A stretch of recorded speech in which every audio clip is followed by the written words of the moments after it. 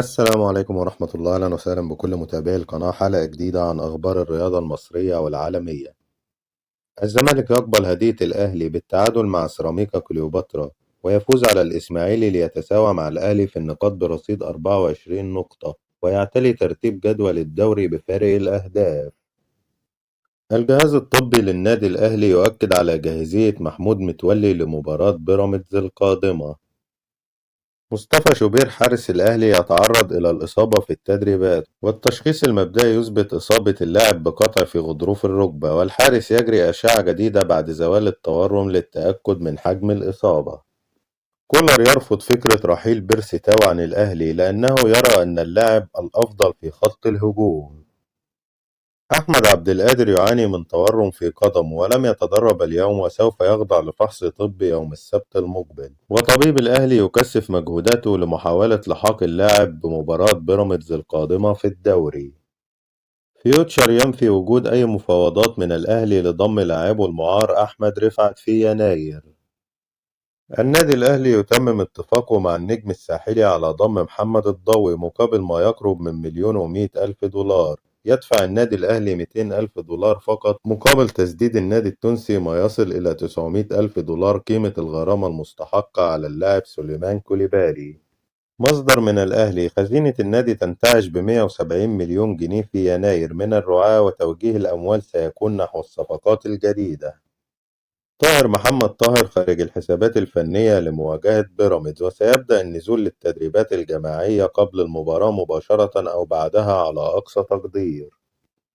موقع يلا كورة: هناك مفاوضات مع أكثر من لاعب أجنبي في مركز الهجوم. الأهلي بصدد التعاقد مع صفقات لن تقل عن 5 لاعبين، وستكون من العيار الثقيل، وسيتم الإعلان عن أولها في غضون الساعات القليلة القادمة.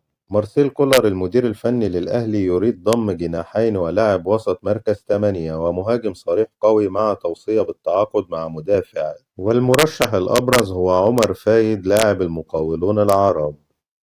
مجلس إدارة الأهلي يقرر إلغاء دعوات حضور المباريات وتحويل هذه الدعوات لتذاكر من أجل زيادة عدد الجماهير. أنباء عن طلب الأهلي ضم خالد عبد الفتاح لاعب سموحة لتدعيم مركز الظهير الأيمن. عدل القيعي: هناك حالة تربص من بعض الصفحات الأهلاوية بمجلس الإدارة والقناة، والإدارة لا تحتاج للضغط لأنهم يعلمون جيدا الأخطاء ويريدون إصلاحها، وهناك تدعيمات قوية في يناير. ولازم جماهير الأهلي تتحط على الراس، والجماهير هي اللي هتحدد. لو حضرتك كلاعب دخلت في خلاف مع الجماهير، الجمهور هيكسب أكيد.